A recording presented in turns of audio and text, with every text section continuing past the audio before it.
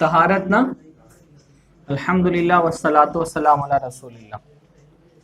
तो एक चीज जो है वो पिछले हफ्ते वाली वो याद रखिएगा, उसको मैं फिर से दोहरा देता हूँ कि तहारत में जो है एक रफ़ई हदस होता है और एक इज़ाल खबस। रफ़ई हदस, और इसको और आसान करते हैं थोड़ा सा। आप अगर कोई चीज भी नहीं समझ में आए, आप बगैर किसी जो है तकल्लुफ के आप बता सकते हैं कि आपको समझ में नहीं आया। अगर क्लास में नहीं बता पा रहे हैं, अकेले में मुझको फोन कर दीजिए। अगर अपने नंबर से नहीं फोन कर रहे हैं तो कोई दूसरा नंबर उठा करके, ताकि मुझे पता ना चले किसने फोन किया है, लेकिन मुझे बता दीजिए, ताकि मेरी जिम्मेदारी है, मैं आप लोगों का वक्त ले रहा हूँ, तो आप लोग यहाँ से जाए तो कुछ लेकर के जाएं। ठीक है, मुझे भी अल्लाह ताला का जवाब देना है भाई। अच्छा अच्छा, मेरा नंबर है ना 80 80 187 588। 78 लिख दिया मैंने भाई। 187 588। इसको थोड़ा सा और आसान करते हैं। रफ़े हदस असल में देखिए, एक तो होता है कि जिस्म जो है, सरफराज फैजी नाम है ना, एक होता है भाई आपका जिस्म नापाक हो गया है ना, जिस्म की नापाकी। सरफराज फैजी नाम है मेरा, सरफराज मेरा नाम है, और फैजी जो है निस्बत है मेरी। जैसे मौलवी लोग जहाँ से फारिग होते हैं तो उस मदरसे की तरफ निस्बत करते हैं ना, तो मैं फैज़ आम से फारिग हूँ, मऊ से, तो मैं फैजी लिखता हूँ अपने आप को। एक होता है जिस्म हमारा नापाक हो गया है, जैसे एहतिलाम होते हैं तो जिस्म नापाक हो गया है ना, या जैसे हवा खारिज हो गई तो जिस्म, यानी नापाक मतलब एक पाकी के दो दर्जे होते हैं। एक होता है वो दर्जा जिसके बाद आपको गुस्ल करना पड़ता है, और फिर एक होता है वो दर्जा जिसके बाद आपको वुजू करना पड़ता है। तो एक होता है जिस्म का नापाक होना, एक होता है कि कोई गंदी चीज है, नजीस चीज है, वो आपके जिस्म पर लग गई है ना। तो खबस जब हम बोलते हैं तो इससे मुराद क्या होता है, कोई हाँ नजीस चीज, नजीस या नापाक चीज। अब जाहिर सी बात है दोनों को खत्म करने के तरीके अलग अलग है ना। जिस्म अगर नापाक है तो उसकी पाकी कैसे होती है, या तो गुस्ल से होगी या तो वुजू से होगी, है ना। और अगर कोई नाजिस चीज आपके जिस्म पर लगी हुई है तो उसको कैसे पाक करेंगे आप, उसको इजाला करके, यानी उसको जायल करके, जिस्म से उसको हटा करके, है ना। तो ये दोनों फर्क समझ में आ रहे हैं। जब रफ़े हदस जो है उसमें हम किसके बारे में बात करते हैं, गुस्ल करने के बारे में या वुजू करने के बारे में, कि भाई क्या क्या चीज़ों से आप पे गुस्ल वाजिब होगा, क्या क्या चीज़ों से आप पर वुजू वाजिब होगा, गुस्ल की शर्तें क्या हैं, वुजू की शर्तें क्या हैं, क्या काम है जो आप गुस्ल के बगैर नहीं कर सकते, और क्या क्या काम है जो वुजू के बगैर नहीं कर सकते, किन चीज़ों में गुस्ल करना मुस्ताहब है, किन चीज़ों में वुजू करना मुस्ताहब है। एक पूरा स्ट्रक्चर हो गया आपके तहारत का, है ना।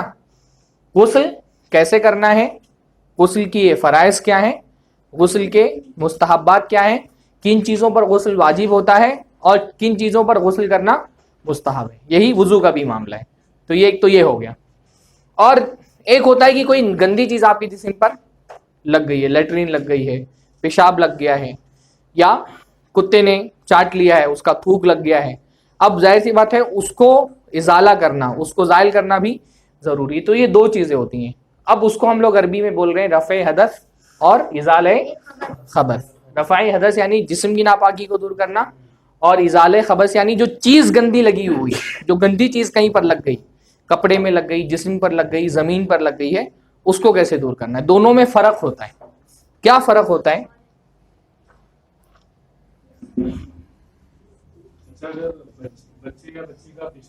अभी आएगा, सब आएगा इंशाल्लाह। मैं उसूल इसलिए पढ़ा रहा हूं कि उसूल आप समझ जाएंगे ना तो आगे मसाइल आसानी से समझ जाएंगे।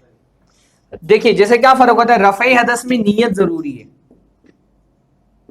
रफ़े हदस में नियत जरूरी है। आप वुजू करने जा रहे हैं तो आपकी नियत होनी चाहिए ना कि आप वुजू करने जा रहे हैं।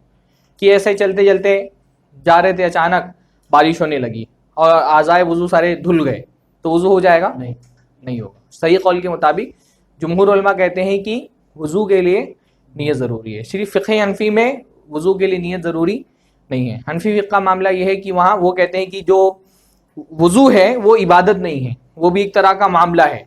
तो जिसे कोई चलते चलते बयान होता है कि वो चल रहा है, चलते चलते गड्ढे में गिर गया और उसके सारे आज़ाए वुजू जो है वो भीग गए, तो हनफी फिक़्ह के हिसाब से वुजू हो जाए। लेकिन जुमहूर उलमा क्या कहते हैं कि आपको बाकायदा नियत करके, मतलब इसमें हंसने की बात नहीं है, एक आम मामला है।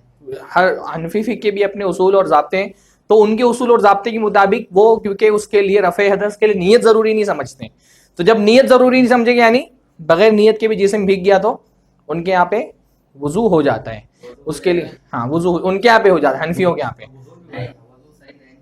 हाँ, अहनाफ में हो जाएगा वुजू, क्योंकि हनफियों के यहाँ वुजू के लिए नियत जरूरी नहीं है। तो बगैर नियत के जैसे चल रहा है और बारिश होने लगी और पूरा जिस्म के आज़ा उसके भीग गए वुजू के, तो उनके यहाँ वुजू हो जाएगा, उसको वुजू माना जाएगा। लेकिन आम उलमा कहते हैं कि वुजू बाकायदा इबादत है, तो उसके लिए इबादत में क्या होता है, इन्नमल आमालु बिन्नियात, इबादत के लिए नियत जरूरी है। तो वो ये कहते हैं कि वुजू जब आप नियत से करेंगे, नियत यानी दिल का इरादा, जबान से नहीं करना है, नियत यानी दिल का इरादा, जब आप सोच करके गए कि हाँ मैं वुजू करने जा रहा हूँ, फिर हाथ धो रहे हैं, कुल्ली कर रहे हैं, हाँ चेहरा धो रहे हैं बाकायदा एक तरतीब के साथ, तो अहनाफ के यहाँ ना नियत शर्त है ना उनके यहाँ तरतीब शर्त है। हमारे यहाँ जैसे तरतीब शर्त है ना कि पहले आप हाथ धोएंगे, कुल्ली करेंगे, चेहरा धोएंगे, हाँ तब वो, तो वो इंशाल्लाह भी तो वुजू का जब मसाइल आएंगे तब आएंगे। मैं सिर्फ इतना बता रहा हूँ जिससे गुस्ल है या वुजू है, ये क्या है, रफ़ई हदस है, इसके लिए क्या जरूरी है, नियत जरूरी है। इजाले खबस उसके लिए नियत जरूरी नहीं है। वो बगैर नियत के भी, मसलन अल्लाह के नबी सल्लल्लाहु अलैहि वसल्लम ने फरमाया कि तुम जो चलते हो तो पैर के नीचे कोई गंदगी लग गई चप्पल पे, और फिर आगे आप चले और साफ मट्टी लग गई, तो वो साफ मट्टी क्या करती है, गंदगी को, आपने नियत से चले कि अब मैं पैर पे लग गया तो चलो सूखी मट्टी पे चलता हूँ, नहीं, आप नॉर्मली चल रहे हैं। अल्लाह के नबी सल्लल्लाहु अलैहि वसल्लम की एक साहबिया ने कहा कि हमारा जो कपड़ा होता है वो ज़मीन पर घिसट रहा होता है और ज़मीन में बहुत सारी गंदगी होती है, तो अल्लाह के नबी ने क्या फरमाया, आगे की जो पाक मट्टी होती है उसको पाक कर देती है। समझ में आया फ़र्क? जो रफ़े हदस होता है उसके लिए क्या होते हैं, नियत ज़रूरी होती है। जो इज़ाले खबस होता है उसके लिए नियत ज़रूरी नहीं होती है। वो आपके कपड़े में कोई गंदगी लगी थी और बारिश हुई और अपने आप वो गंदगी धुल गई, तो फिर आपको अलग से नियत करके धोने की ज़रूरत है नहीं, वो धुल जाएगी। लेकिन बारिश हुई और जिस्म के आज़ा भीग गए सारे, तो वुजू नहीं होगा, गुस्ल भी नहीं, गुस्ल के लिए नियत जरूरी है। तो पहली चीज क्या है, नियत। रफ़े हदस में नियत जरूरी है, इज़ाले खबस में नियत जरूरी नहीं है। और क्या फर्क है, रफ़े हदस में जो है भूल माफ नहीं है। भूल माफ नहीं यानी आदमी अगर वुजू बनाना जो है भूल गया और नमाज पढ़ ली उसने, तो क्या बोलेंगे, नमाज उसकी हो गई। गुस्ल करना भूल गया और नमाज पढ़ ली, तो क्या बोलेंगे, नमाज हो गई उसकी नहीं हुई। इसमें भूल माफ, क्योंकि इसमें हुक्म है, करने का हुक्म है, तो जहां करने का हुक्म होता है वहां भूल माफ नहीं होती है। लेकिन जिस्म पर कोई गंदगी लगी थी और उसने नमाज पढ़ ली, तो नमाज हो जाएगी, हो जाएगी। अगर गंदे से, अल्लाह के नबी सल्लल्लाहु अलैहि वसल्लम, बहुत मशहूर वाक़या है कि अल्लाह के नबी जो खाने वाला गया, खुद दीजिए सुन, अल्लाह के नबी सल्लल्लाहु अलैहि वसल्लम एक मरतबा नमाज पढ़ा रहे थे और हज़रत जिब्रील आए और अल्लाह के नबी से कहा वही के ज़रिए से कि आपके जूतों में गंदगी लगी हुई है। तो अल्लाह के नबी सल्लल्लाहु अलैहि वसल्लम ने क्या किया, जूते निकाल करके साइड रख दिए। सहाबा को नहीं समझ में आया कि क्यों जूते निकाल के साइड रखें, सहाबा ने भी क्या किया, जूते निकाल करके साइड रखे। अगर गंदगी लगे होने की वजह से नमाज नहीं होती तो वो अल्लाह के नबी ने जितनी नमाज पढ़ी उसको दोहराते अल्लाह के नबी, लेकिन अल्लाह के नबी ने उसको दोहराया नहीं। तो इसमें क्या होता है, रफ़े हदस में भूल माफ नहीं होती क्योंकि करने का हुक्म दिया है, और इसमें क्या होता है, भूल चूक माफ होती है। अगर भूल करके किसी ने नमाज पढ़ ली ऐसे कपड़ों में जिसमें गंदगी लगी हुई है, तो वो भूल उसकी क्या हो जाएगी, इसमें माफ नहीं होती और इसमें माफ हो जाएगी। तीसरा फर्क मैं बता चुका हूं, कौन बताएगा, पिछले दर्स में बताया था मैंने, याद आ रहे हैं, पानी के बारे में बताया था, कौन बताया, हाथ उठाइए। हाँ आप बताओगे, हाँ रंग मजा नहीं, इन दोनों में फर्क क्या होता है, पानी के लिए पानी ही चाहिए। हाँ, शाबाश। और ये जो है इजाले खबस रफ, यानी वुजू और गुस्ल आप सिर्फ पानी से ही कर सकते हैं, पानी के अलावा आप शरबत से गुस्ल और वुजू नहीं कर सकते। लेकिन इजाले नजस में आप पानी के अलावा कोई भी बहने वाली चीज, या बहने वाली ना हो, किसी भी चीज से आप जो है, किसी भी चीज से इजाले खबस हो सकता है ना, मिट्टी से भी इजाले खबस हो जाता है। हाँ, अगर कहीं पे हाथ में कुछ लगा हुआ है और पेट्रोल से धो लिया आपने, अगर गंदगी लगी हुई है तो, हाँ ग्रिल निकाल, ग्रिल वैसे नापाक नहीं होती है, लेकिन अगर कोई गंदी चीज भी लगी हुई है और पेट्रोल से आपने निकाल ली, या तो इस तरह के जो लिक्विड्स होते हैं, हाँ सैनिटाइज वगैरह होते हैं, लिक्विड वगैरह होते हैं, उससे आपने अगर गंदगी साफ कर ली तो गंदगी साफ हो जाएगी। लेकिन वुजू से होगा, वुजू के लिए अल्लाह ताला ने क्या फरमाया, पानी, फ़इल्लम तजिदु मान फ़तयम्ममू सईदन तय्यब, अगर पानी नहीं पाओ तो तयम्मुम करना पड़ेगा। तयम्मुम यानी तयम्मुम वुजू नहीं होता है ना, तयम्मुम एक अलग चीज होती है। तो अगर अल्लाह ताला ने ये नहीं कहा पानी नहीं पाओ तो शरबत से या किसी दूसरे बहनी वाली चीज से वुजू कर लो, पानी नहीं है तो सिर्फ तयम्मुम ही शर्त है। तो रफ़े हदस के लिए पानी जरूरी है। अरे इसको ज्यादा अहम नहीं, ज्यादा तो अहम क्लास है ना। अच्छा अच्छा, नहीं तो कभी कभी जो है आई कांटेक्ट नहीं हो पाता है। जो ये हम लोग, मैं इसलिए रिकॉर्डिंग नहीं करा पाता हूँ, डायरेक्टर लोग बोलते हैं हाथ इतना ऊपर नहीं ले जाना है, ये फ्रेम में रहना चाहिए, वो चक्कर में मैंने आज तक रिकॉर्डिंग नहीं कराई कहीं पे। और जो एक फ्लो है ना, उसको आप बांध देंगे तो फिर वो उस्ताद बन जाए। हाँ, ये ऐसा इल्म में अपना फायदा पहले देखना चाहिए। तो वेबसाइट पे बहुत लोग हैं पढ़ाने, असल तो आप लोग हैं। तो रफ़े हदस जो है वो उसके लिए पानी शर्त है, और इजाले खबस किसी भी चीज से हो जाता है। अगर आपने मिट्टी से, जैसे इस्तिंजा करते थे पहले जमानों में, तो पानी इस्तेमाल नहीं करते थे बहुत सारी जगहों पे, मिट्टी से इस्तिंजा, जैसे आप भी कहीं जाते हैं टिश्यू से इस्तिंजा कर लेते हैं या मिट्टी से इस्तिंजा कर लेते हैं, पानी इस्तेमाल नहीं करते हैं। तो इजाले खबस, उसी इस्तिंजा क्या होता है, रफ़े हदस से इजाले खबस है, इस्तिंजा करना खबस है ना, नापाकी लगी हुई जिस्म पर उसको जाइल कर रहे हैं आप। तो जो इजाले खबस है वो मिट्टी से भी हो जा रहा है, वो पानी से भी, किसी भी चीज से हो जाएगा, पेट्रोल से भी हो जाएगा, लेकिन इसके लिए सिर्फ पानी शर्त। ये याद रहेगा इंशाल्लाह आप लोगों को ना। पहला क्या है, इसमें नियत जरूरी है, इसमें नियत जरूरी नहीं है, इसमें भूल चूक माफ नहीं है, और इसमें भूल चूक माफ है। इसके लिए पानी जरूरी और इसके लिए पानी जरूरी नहीं। तो ये तो हमारा तहारत वाली बात हो गई।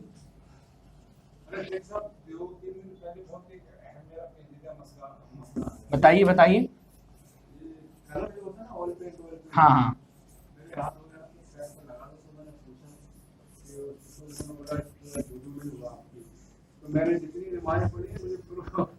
नमाज मतलब ऑयल पेंट लगा हुआ था इस वजह से कहा कि वुजू नहीं हुआ। नहीं, अगर कोई चीज ऐसी चिकनी लगी हुई है तो इतनी शर्त है कि आप उसको रगड़ करके धोएं। अगर हर जगह जिस्म में पानी पहुंच गया रगड़ने की वजह से तो हो जाएगा वुजू। लगा ही रहेगा ना, आप जैसे धोएंगे पानी से तो क्या होगा, एक जगह से हट करके दूसरी जगह चला जाएगा। तो अगर हाँ, तो फिर मसा करेंगे आप उसके लिए। हाँ, वो तो इंशाल्लाह भी वुजू में जब जिक्र आएगा कि पट्टी वगैरह के बारे में क्या हुक्म है।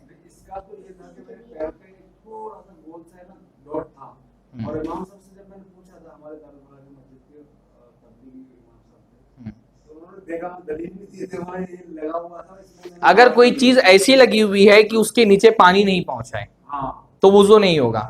लेकिन अगर जैसे तेल लगा हुआ है, तो आमतौर पे आप तेल अगर लगा हुआ है हाथ में और आपने रगड़ दिया तो क्या होता है, पानी हर जगह पहुंच गया। तो हर जगह अगर पानी पहुंच गया तो तेल लगे होने की वजह से कोई फर्क नहीं पड़ेगा। या जैसे औरतें नील पॉलिश लगा के रखती हैं, तब नील पॉलिश के नीचे पानी नहीं पहुंचेगा तो फिर उससे वुजू नहीं होगा। लेकिन तेल वगैरह में क्या होता है, आपको थोड़ा सा रगड़ के धोना पड़ेगा, जब रगड़ के धोएंगे तो पूरे जिस्म में पानी पहुंच जाता है, तो हो जाएगा इंशाल्लाह। इंशाल्लाह वो वुजू के मसाइल हम लोगों के आगे आएंगे। तो सबसे पहली चीज थी पानी। पानी के बारे में हम लोगों ने बहुत डिटेल से अल्हम्दुलिल्लाह देख लिया कि पानी कब पाक होता है, कब नापाक होता है, कब उससे सिर्फ इजाले हदस हो सकता है, कब इजाले खबस हो सकता है, कब रफे हदस हो सकता है, वो हम लोगों ने देख लिया। अब निजासत का बयान। निजासत मतलब क्या होता है, जिंदगी, है ना। तो एक तो होता है कौन कौन सी चीजें हैं जो नापाक हैं, कौन कौन सी चीजें नापाक हैं। हाँ, पहले एक उसूल याद रखना चाहिए, असल यह है कि सारी चीजें पाक हैं, ठीक है, पूरी दुनिया पाक है, हर चीज पाक है, सिवाय उन चीजों के जिनके नापाक होने की हमको दलील मिल जाती है ना। तो हम दुनिया में ये नहीं देखते कौन कौन सी चीजें पाक हैं, एक उसूल पहले बयान कर देते हैं कि बाय डिफॉल्ट चीजें क्या हैं, डिफॉल्ट ही बोलते हैं ना इंग्लिश में, तो बाय डिफॉल्ट हर चीजें क्या है, पाक हैं, अलबत्ता कुछ चीजें हैं जो नापाक हैं, ये हमेशा एक उसूल याद रखना है। तो कोई चीज को अगर हम बोलेंगे कि पाक है तो उसके पाक होने की दलील लेनी पड़ेगी, नहीं, है ना। जैसे हम ये बोलें कि भाई ये चूना जो है पाक है कि नापाक है, तो आप क्या बोलेंगे, चूना क्या दलील है इसके पाक होने की, कि इसके नापाक होने की दलील नहीं है। ये प्लास्टिक है, प्लास्टिक पाक है कि नापाक है, क्या दलील है इसके पाक होने की, किसी चीज के पाक होने की दलील नहीं देनी पड़ती है, उसके नापाक होने की दलील देनी पड़ती है। अगर उसके नापाक होने की कोई दलील नहीं मिली तो असलन क्या है, हर चीज पाक है, बाय डिफॉल्ट हर चीज पाक है, सिर्फ कुछ चीजें नापाक है दुनिया के अंदर। तो हमको असल सीखना क्या होता है, कौन कौन सी चीजें नापाक है। अब ये जो हमने इसमें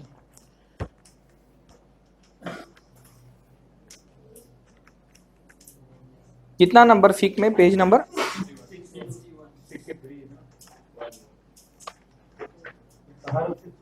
हाँ,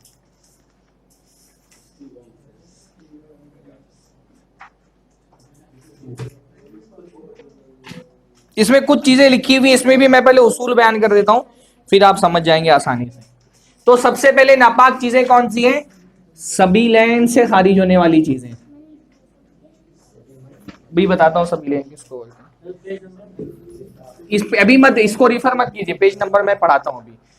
पानी का अहकाम आपने सीख लिए, निजासत कौन कौन सी होती है वो बेसिक चीजें मैं आपको बता दो, फिर हम लोग किताब नोट्स रिफर करेंगे।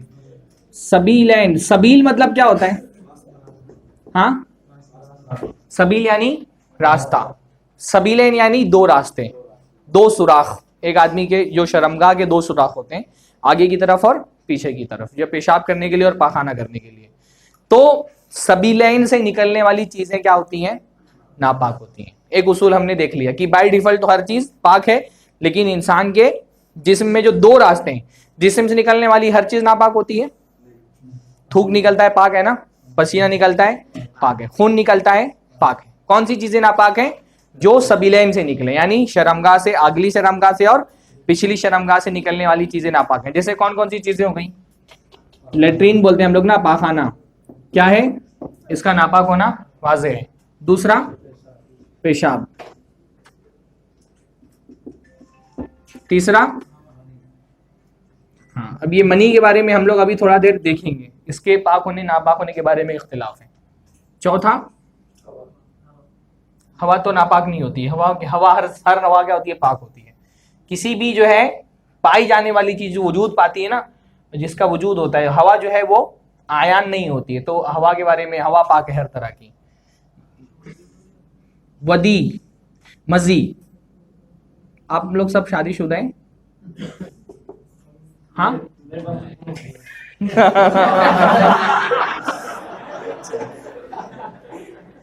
थोड़ा सा तहारत वाले मसले हैं, असल में ये बच्चों की क्लास नहीं है ना, इसलिए।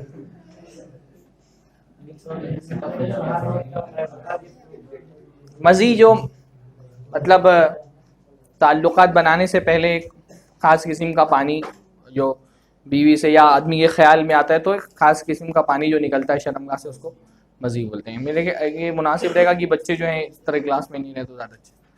तो मनी तो आप लोग जानते हैं किसको बोलते हैं ना, इंग्लिश में स्पर्म, क्या बोलते हैं, स्पर्म बोलते हैं ना। और मजी यानी उसके निकलने से पहले खास तरह का गीला पानी निकलता है, वो जब बीवी के साथ हम किनार होते हैं, बोसो किनार करते हैं, उससे पहले, डिस्चार्ज होने से पहले खास किस्म की रुतूबत, औरत को ज़्यादा निकलती है, आदमी को कम निकलती है, उसको क्या कहते हैं, मजी। वदी, बाज लोगों को बीमारी की वजह से पेशाब के बाद गाढ़ा पानी निकलता है, उसको क्या कहते हैं, वदी, वो भी क्या है, नापाक है। तो मर्दों का तो ये मामला है, पेशाब, पखाना, मनी, मजी, वदी, ये सब क्या है, इसमें मनी के बारे में सिर्फ इख्तिलाफ है कि ये पाक है कि नापाक। बाज़ उलमा उसको नापाक बोलते हैं, बाज़ उलमा उसको पाक बोलते हैं। जो कहते हैं कि पाक है वो कहते हैं क्योंकि इंसान उससे बना है और मनी के नापाक होने की कोई दलील नहीं है। और बाज़ हदीसों में आता है कि हज़रत आयशा जो है वो सूख जाती थी मनी अल्लाह के नबी सल्लल्लाहु अलैहि वसल्लम की, तो वो खुरुज देती थी, धोती नहीं थी, सिर्फ खुरुज देती थी। तो खुरचने की वजह से वो क्या होता था, अल्लाह के नबी से जाकर के नमाज पढ़ लेते, धोती नहीं थी। तो इस तरह की बहुत सारी दलीलें हैं जिसकी वजह से बाज़ उलमा कहते हैं मनी जो है वो नापाक नहीं। बेहतर ये है कि उसको आप साफ कर ले ताकि इख्तिलाफ से बच जाए, वरना मनी के बारे में इख्तिलाफ है, बाकी सारी चीज़ों के बारे में क्या है, इत्तिफाक है कि वो नापाक है। तो वो जिस्म पे लगा हुआ है तो उनको धोना है, सिवाय मजी के। मजी अगर लगी हुई है तो सिर्फ पानी छिड़कना उसके लिए काफी होगा। अल्लाह के नबी सल्लल्लाहु अलैहि वसल्लम ने फरमाया पानी छिड़कना उसके लिए काफी। और कौन सी चीज है जिसके लिए पानी छिड़कना काफी है? पेशाब के बारे में असल क्या है कि ये नापाक है, सिवाय दूध पीते बच्चे के पेशाब के। दूध पीने वाला बच्चा हो, कैसा दूध पीने वाला बच्चा? ऐसा दूध पीने वाला बच्चा जो भूख की वजह से खाना ना खाता हो, यानी उसको खाना ढूंढता नहीं हो। हाँ, अगर रोटी वगैरह खिला दी गई या दाल खिला दी गई तो खा लेता है, लेकिन उसकी असल ग़िज़ा कौन सी होती है? दूध होती है। लेकिन बार बार तब ऐसा होता है कि बच्चा थोड़ा सा बड़ा हुआ तो उसको कभी दाल भी पिला दे रहे हैं, आलू वगैरह खिला दे रहे हैं, चिकन खिला दे रहे हैं, लेकिन वो ऐसा खाने का मुतलाशी नहीं कि दूध छोड़ करके वो जो है खाना ढूंढ रहे हैं।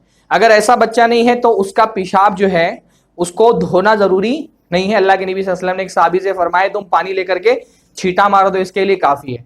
तो इसमें से दो चीजें जो हैं, एक क्या है मजी और दूसरा दूध पीने वाले बच्चे का पेशाब, इसको धोना जरूरी नहीं है। धोना जरूरी नहीं का मतलब क्या होता है? इस पर छींटा मार देना काफी है। बाकी सारी चीजें जो हैं उनको धोना जरूरी है उनको। हाँ हाँ हाँ, लड़का इसलिए बोल रहा हूं ना, लड़का। लड़की अगर है तो उसका पेशाब नापाक है, उसको धोना पड़ेगा आपको। सिर्फ दूध पीने वाला बच्चा जिसकी असल ग़िज़ा जो है वो दूध हो, अगर बच्चा है और वो अब खाना खाने लगा है, खाना खाने लगा मतलब उसका जो असल खाना है, मील जो है वो खाना बन गया है और भूख लगती है तो वो दूध के बजाय खाना तलाश करता है, तो अगर ऐसा बच्चा है तो फिर उसका पेशाब जो है धोना पड़ेगा। तो असल क्या है, सबीलैन से निकलने, ये मर्दों का मामला है, सबीलैन से निकलने वाली सारी चीजें जो है नापाक है। पेशाब, पखाना, मनी, मजी और वदी। इसमें मनी के बारे में इख्तिलाफ है कि वो पाक है कि नापाक है। सही कौल के मुताबिक पाक है, लेकिन बेहतर है कि आप इख्तिलाफ से बचने के लिए उसको धो लें।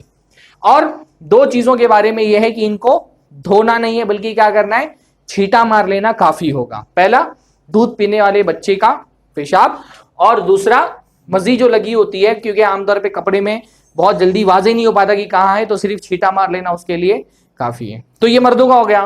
फिर उसके बाद औरतों का जो है ये सारी चीजें भी होती हैं, और उसके साथ साथ हैज का खून। हैज का खून क्या है? नापाक है, तो उसको धोना पड़ेगा। छठा ये सातवां, इस निफास का खून है ना। निफास समझते हैं, औरत की विलादत के बाद जो उसको खून आता है, बाज मरतबा 40 दिन तक आता है, बाज मरतबा 40 से कम आता है। तो जो निफास का खून है वो भी क्या होता है? नापाक होता है। आठवां इस्तिहाजा का खून। इस्तिहाजा किसको बोलते हैं? बाज औरतों को बीमारी की वजह से खून आता है। एक तो होता है माहवारी जो MC आता है, और बाज मरतबा ये होता है कि वो माहवारी के अलावा भी अलग रंग का, यानी लाल रंग का खून होता है। जो माहवारी का खून होता है वो काला होता है, और जो इस्तिहाजा का खून होता है वो बीमारी की वजह से खून आता है, जो आदत के अलावा आता है, 7 दिनों के अलावा आता है, वो इस्तिहाजा का, उसको इस्तिहाजा बोलते हैं। उसमें औरत को नमाज पढ़ना होता है, हैज में नमाज पढ़ना नहीं होता। इस्तिहाजा में क्या करना पड़ता है? हर नमाज से पहले वो साफ करेगी जिस्म को, और उसके बाद नमाज पढ़ेगी। फिर नमाज के दरमियान में अगर खून आ रहा है तो उसको फर्क नहीं पड़ेगा। तो जो इस्तिहाजा का खून होता है वो भी क्या होता है? नापाक होता है। तो ये समझ में आ गया ना, कितनी चीजें हो गई? 8। इसी तरह से 9वीं चीज जो है, किसी को अगर बवासीर है, अंदरूनी बवासीर। बवासीर 2 तरह का होता है। अगर ऊपरी बवासीर यानी जख्म लगा हुआ है ऊपर, और उस जख्म से खून लग रहा है, ऊपर का जख्म है, तो वो खून जो है नापाक नहीं होता। जख्म से निकलने वाला खून नापाक, यानी जुमहूर फुक़हा क्या नापाक नहीं होता है, हनाफ क्या जिस्म से निकलने वाला खून भी नापाक होता है।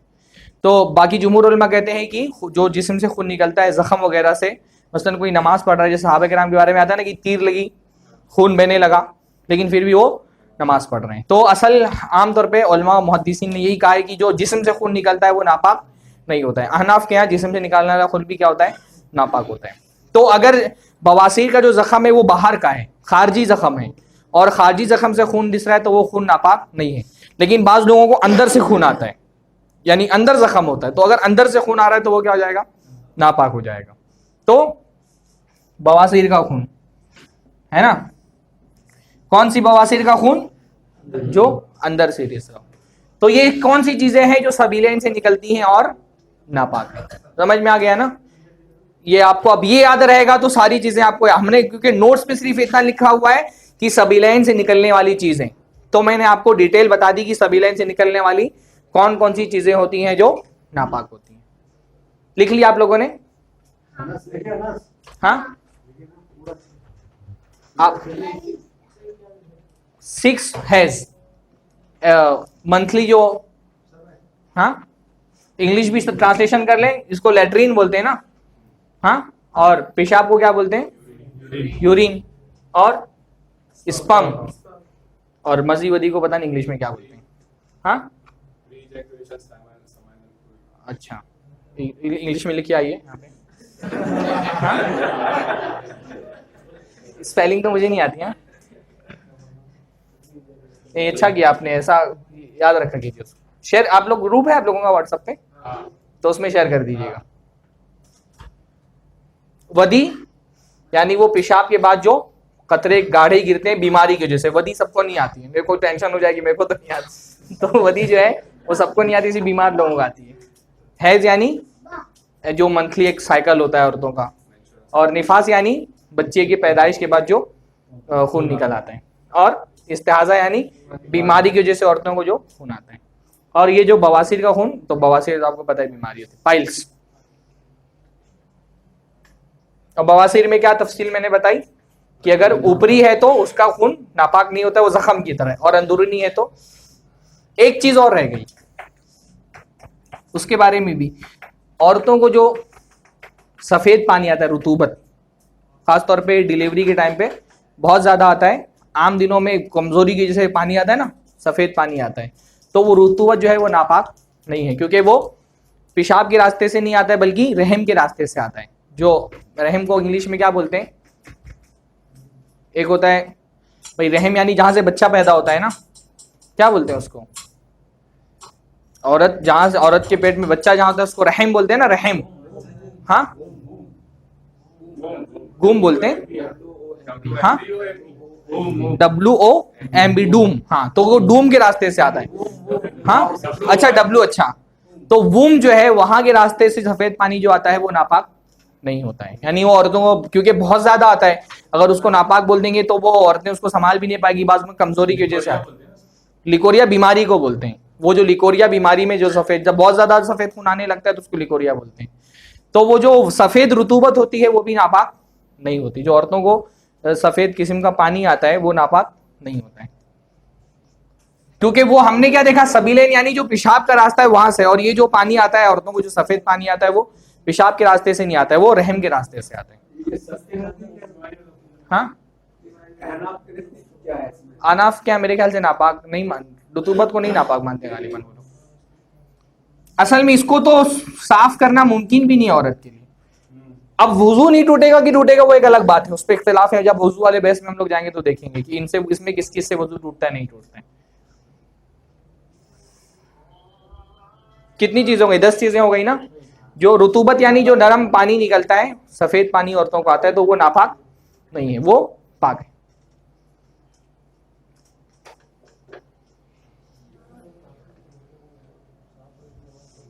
मिटा दो इसको, हाँ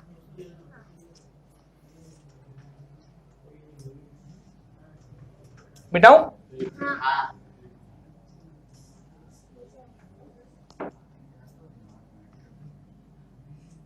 मुश्किल लग रहा है। ये तो मुश्किल नहीं है ना, आसानी है ना। कोई लफ्ज नहीं समझ में आया तो आप लोग पूछ सकते हैं।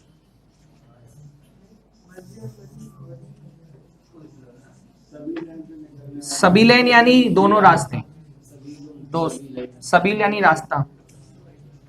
अरबी में भी, उर्दू में भी सबील इस्तेमाल होता है, मुंबई वाले उसको छब्बील बोलते हैं। हाँ? वो छब्बील लगाते ना। हाँ, छब्बील मुंबई वाले बिगाड़ दिए, सबील को बना कर छब्बील बना दिए उसको। वो तो असल उर्दू में सबील है। सबील यानी रास्ता, यानी कोई चीज प्यास लगी है तो कहाँ जाना है आपको, पानी पी लेना है वो रास्ते में, उसको हाँ फी सबीलिल्लाह बोलते हैं, अल्लाह के रास्ते में सबीलिल्लाह बोलते हैं, अल्लाह के रास्ते। तो एक तो निजासत वो हो गई। दूसरी निजासत क्या है, मुर्दार।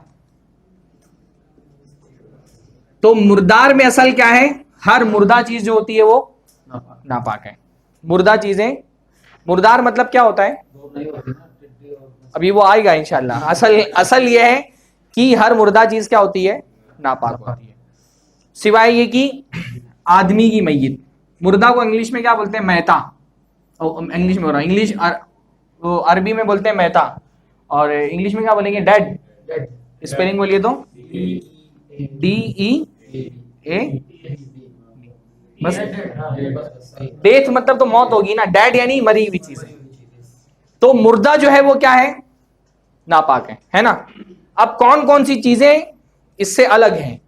पहला जो है, आदमी का जो मुर्दा जिस्म होता है वो क्या है, नापाक होता है। हाँ, नहीं, पाक होता है। आदमी का मुर्दा जिस्म क्या होता है, पाक होता है। नापाक मुसलमान का जिस्म हो चाहे काफिर का जिस्म हो, वो नापाक नहीं होता। इंसान का जो मुर्दा जिस्म है वो क्या होता है, पाक होता है। और कौन सी चीजें हैं, हाँ, वो चीजें जिनको मुर्दा खाया जा सकता है। मछली, बल्कि मछली नहीं, सारे समंदरी जानवर हैं, समंदरी हैवान जो है उनका मुर्दा जिस्म जो है, जैसे वो समंदरी जानवर जिनको पानी से बाहर निकाला जाए तो वो मर जाए। ये कायदे में मीठे पानी के भी तमाम आ जाते हैं, सब आते हैं। आ जाते हैं मीठे पानी। हर वो जानवर जिसकी जिंदगी पानी पर डिपेंड हो, यानी अगर उसको पानी से निकाल दिया जाए तो वो मर जाए। तो ऐसे जानवर जो समंदरी जानवर होते हैं उनका मुर्दा भी क्या होता है, नापाक। मछली मुर्दा नापाक नहीं होती है। अच्छा, जानवर जब हम मुर्दा कह रहे हैं ना, तो ये जानवर मुराद नहीं है जिनको हम बाकायदा ज़बा करते हैं। जब बाकायदा ज़बा कर दिया तो वो मैता रह गए, नहीं, वो ज़बीहा बन गए। ज़बीहा और मैता में फर्क होता है ना। बिस्मिल्लाह बोल करके अगर उसको ज़बा किया गया तो वो क्या हो गए, फिर वो मैता नहीं है, क्योंकि अल्लाह ने कुरान में क्या फरमाया, मैता हराम है। और ये मैता नहीं होते, ये क्या होते हैं, ज़बीहा होते हैं। ये अपने आप से नहीं मरे होते हैं, बल्कि इनको ज़बा किया गया होता है। मगरमच्छ तो बाहर रहता है ना पानी के, वो तो उसको कितना दिन तक के बाहर रहता है वो। तो जो समंदरी हैवान है वो क्या है, नापाक नहीं होता। तीसरी चीज है टिड्डी। टिड्डी का मुर्दा भी जो है वो नापाक नहीं होता है। टिड्डी एक तरह का वो बोका जानते हैं, बोका एक तरह का कीड़े की तरह की एक, जो चिड़िया से थोड़ी छोटी होती है, तो वो उसके झुंड होते थे पहले। वो टिड्डी जो है झुंड से हमलावर होती थी और खेतों की खेत पूरी खा जाती थी। तो वो खाना हलाल है, लेकिन अब वो टिड्डी को पकड़ के ज़बह नहीं किया जाता था, बल्कि उसको पकड़ करके ऐसे, मेरे दादा वगैरह उन्होंने शिकार किया है तो बताते हैं मेरे अब्बा कि ऐसे झुंड होता है पूरा टिड्डियों का। जैसे कहीं पतंगे होते हैं ना, जब हम लाइट वगैरह में लाए तो पतंगे बहुत सारे एक साथ आ जाते हैं, तो वैसे टिड्डी दल बोलते थे कि टिड्डी जो है उनका दल आता था। तो लोग लाठी लेकर के जाते थे और ऐसे फेरते थे लाठी, भाजना बोलते हैं ना इसको हमारे यहाँ। तो जो लाठी से जो टिड्डियां लगती थी वो गिर जाती थी, या जाली फेंक करके उनको पकड़ लेते थे। फिर उनको कुछ लोग पका करके खाते थे, कुछ लोग कच्चे ही खा जाते थे। जराद आप लिखेंगे ना यूट्यूब पे, जराद लिख करके देखेंगे तो वो यूट्यूब पर आएगा। अब नहीं रह गए, टिड्डियां बहुत कम हो गई हैं, बहुत सारे जानवर कम हो गए ना, तो ये भी कम हो गई हैं। दिखाता हूं मैं आप लोगों को। हाँ हाँ, ड्रैगन फ्लाई नहीं,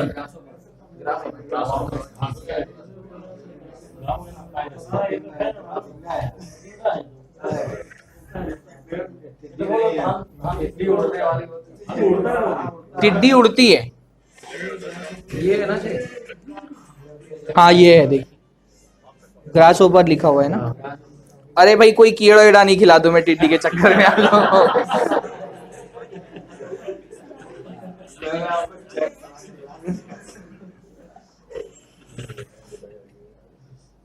ये जो है वो अल अल जराद लिख करके आप सर्च करेंगे ना तो यूट्यूब पे आपको मिलेगा।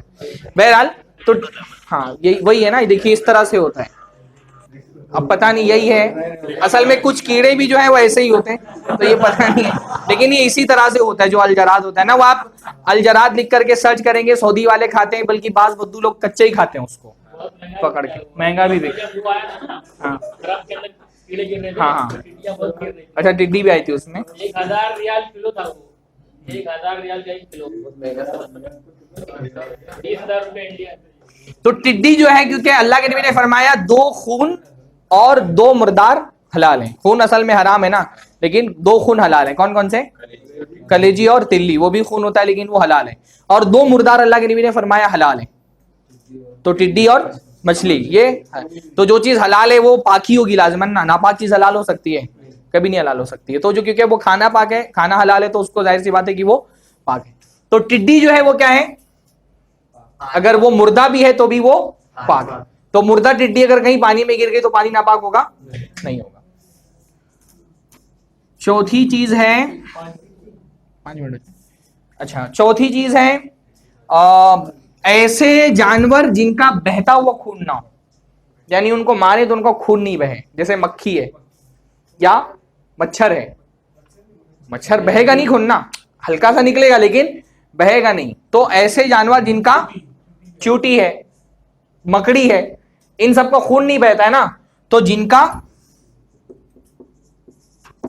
खून नहीं बहता हो, ये भी इनके भी मुर्दार क्या है? जैसे अल्लाह के नबी ने मक्खी के बारे में क्या फरमाया कि मक्खी अगर तुम्हारे पीने की किसी चीज में डूब जाए तो क्या करो? उसको डुबा करके निकाल लो, क्योंकि इसके एक पर में शिफा और एक पर में बीमारी है। तो उसका क्यों ना मुर्दा हमने असल कहा, मुर्दा क्या है? नापाक है, लेकिन मक्खी का मुर्दा नापाक नहीं है। हर ऐसे जानवर का मुर्दा नापाक नहीं है जिसका बहता हुआ खून ना हो। मच्छर का भी वही मामला है। मच्छर अगर मान लीजिए नमाज पढ़ते पढ़ते काट दिया और खून उसको या मार दिए या अपने आप मर गया, तो उससे वो नापाक नहीं होगा। जिनका बहता है खून काटने के बाद वो ना। 5वां, मुर्दा जानवर की जिस्म की वो चीजें जो बेजान होती है। मुर्दा जानवर, तिल्ली क्या होता है? कलेजी वाली होती है। तिल्ली, तिल्ली भाई, आप तिल्ली नहीं खाते हैं?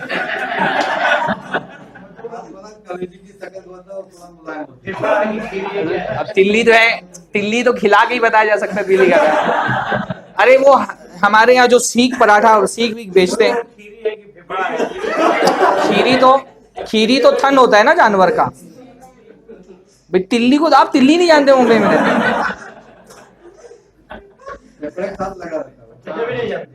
अरे वो जानते हैं भाई तिल्ली।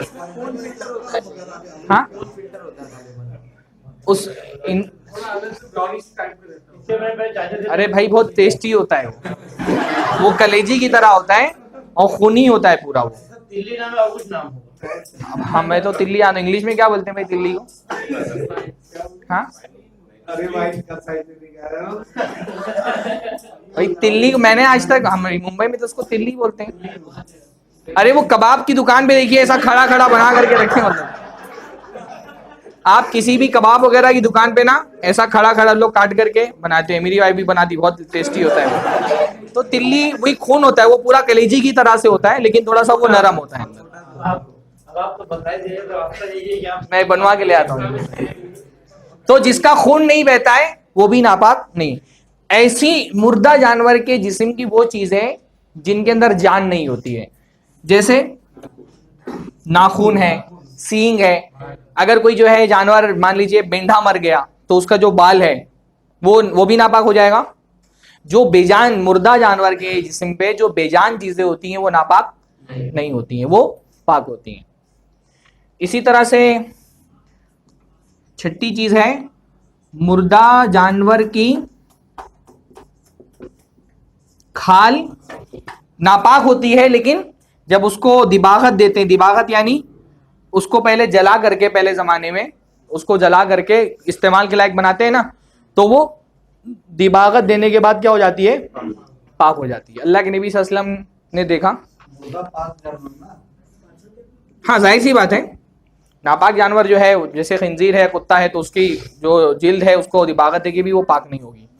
जो पाक जानवर है, खाने वाले जानवर हैं, उन जानवरों के चमड़ी नापाक होती है ना, मुर्दा जानवर जो है वो नापाक होता है। तो अल्लाह के नबी ने फरमाया अय्युमा इबागिन दुबिगा फ़क़त तहुर, कि अगर किसी चमड़े को दिबागत दे दी जाए, तो पहले ज़माने में, अभी मुझे नहीं पता क्या प्रोसीजर होता है चमड़े को सही करने का, पहले ज़माने में उसको एक तरह से जला करके, झटका दे करके, और उसका जो कड़क कर दिया, जैसे चमड़ा कड़क हो जाता है ना, जो हम लोग चमड़े का कपड़ा पहनते हैं कड़क हो जाता है, तो वो दिबागत दे करके, जला करके उसको काबिल इस्तेमाल बनाया जाता था। तो चमड़ा असलन मुर्दे जानवर का क्या है, नापाक है, लेकिन अगर उसको दिबागत दे करके, जला करके काबिल इस्तेमाल बना दिया जाता है तो वो क्या होता है, पाक हो जाता है। तो मुर्दा जानवर, अल्लाह के नबी ने देखा कि बकरी को लोग घसीट रहे हैं, तो अल्लाह के नबी ने फरमाया इसका चमड़ा निकाल करके इसको दिबागत देके पाक कर लेना चाहिए था, इस्तेमाल के लिए। खा तो नहीं सकते लेकिन इस्तेमाल कर सकते हैं। तो अगर मुर्दा जानवर है तो उसका चमड़ा निकाल करके उसको साफ किया जा सकता है। 6 चीजें हो गई। 7वीं चीज है मुर्दा जानवर की हड्डियां।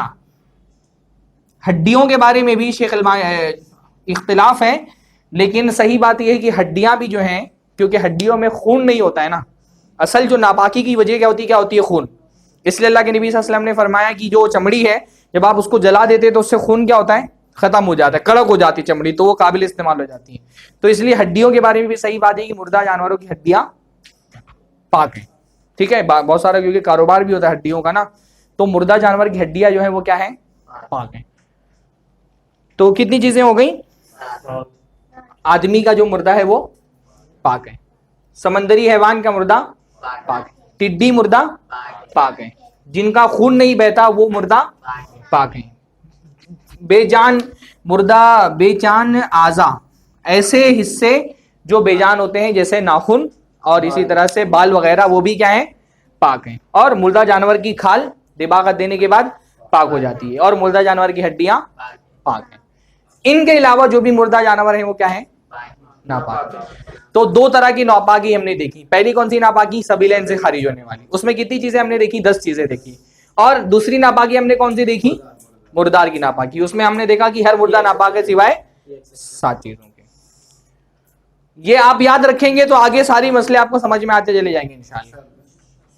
ये मैं समझिए, उसकी थोड़ी सी अहमियत ये समझिए कि एक तरह से फिक की जो किताबें हैं उसका खुलासा ये है, एक पूरा खुलासा निकाल करके हम लोगों ने एक वक्त में देख लिया है। वरना इसके लिए आप फिक की किताबें पढ़ने जाएंगे तो आपको कई 100 सफ़हात पढ़ेंगे तब जाकर के ये मिलेगा। लेकिन हमने क्या किया, उसको निचोड़ करके एक बोर्ड पे आपके सामने लिख दिया है। ठीक है, तो यहीं पे हम लोग, हाँ ये नजासत में नहीं दाखिल है। नहीं, जैसे हम जब कह रहे नजीस है तो इसका मतलब होता है कि वो अगर पानी में मिल जाएगी तो पानी नजीस हो जाएगा, जिस्म में लग गया तो जिस्म नजीस हो जाएगा, उसका इजाला जरूरी है। जैसे आप तालाब में नहाते हैं मान लीजिए, अब पानी क्या होना चाहिए, पाक होना चाहिए ना। अब उसके अंदर बैल जाकर के मर गया, गाय को नहीं मारते हैं बैल जाकर के मर गया और उसके बाद वो सड़ गया, अब पानी पाक रहेगा कि नापाक रहेगा? ऐसे ही डायरेक्ट बोल देंगे नापाक रहेगा कि कुछ डिटेल में जाएंगे? उसका रंग, बू और मजा अगर बदल गया तो वो पानी नापाक हो गया, और रंग, बू, मजा अगर नहीं बदला तो वो पानी पाक है ना। या कोई पानी है उसमें लोग जाकर के लेट्रीन करते हैं, जैसे आमतौर पे देहातों में बहुत ज्यादा होता है कि ठहरे हुए पानी में जाकर के, हालांकि अल्लाह के नबी ने मना किया है, तो क्या किसी एक आदमी ने भी लेट्रीन कर दिया तो पूरे तालाब का पानी नापाक हो जाएगा? हाँ, फिर जब तक कि उसका रंग, बू और मजा नहीं बदलेगा तब तक कि वो पाक है। रंग, बू और मजा बदल गया तो वो नापाक हो जाएगा। ऐसे जिस्म पे लगे हुई चीजों का मामला है कि अगर कोई गंदगी जिस्म पे लग गई तो कौन कौन सी गंदगी लगेगी तो नापाक होंगे। सबीलैन से निकलने वाली अगर कोई गंदगी लग गई तो आप नापाक हो जाएंगे। पेशाब लगाए तो आप नमाज नहीं पढ़ सकते, उसको ज़ायल करना जरूरी है। अगर लेटरिन लगी हुई है तो उसको ज़ायल करना जरूरी है। मजी लगी है तो ज़ायल करना, वदी लगी है तो उसको ज़ायल करना जरूरी है। तो कौन कौन सी चीजें नापाक होती हैं? जो चीजें नापाक होती है वो नापाक करती भी है ना। जो चीज नापाक होती है वो नापाक करती भी, जिस्म को भी नापाक कर सकती है, पानी को भी नापाक कर सकती है, जमीन को भी नापाक कर सकती है। समझ में आ रहा है? तो हम जब नमाज पढ़ने जाते हैं तो हमारे लिए शर्त होती है ना, जिस जगह नमाज पढ़ रहे हैं वो भी पाक होना चाहिए, जिस्म भी पाक होना चाहिए, कपड़े भी पाक होने चाहिए। तो अगर इनमें से कोई चीज लगी हुई है जो नापाक है तो क्या करना पड़ेगा? उसको इजाला उसका करना पड़ेगा, जिसको हमने कहा इजाला खबर, है ना। तो इजाले खबस जब हम लोग देख लेंगे, फिर हम लोग रफे हदस भी इंशाल्लाह अगले दर्स में देखेंगे। इजाले खबस में हम पहले हमको पता तो चलना चाहिए कि दुनिया में कौन कौन सी चीजें नापाक होती हैं। तो हमने एक देखा सबीलें से निकलने वाली चीजें नापाक होती हैं, फिर हमने देखा मुर्दा चीजें नापाक होती हैं। तो कुछ और नापाक चीजें हम लोग देखेंगे इंशाल्लाह, फिर हम लोग नोट्स जो है वो पढ़ लेंगे अगले दर्स में, फिर वुजू और गुस्ल के मसाइल इंशाल्लाह अगले दर्स में हम लोग शुरू करेंगे।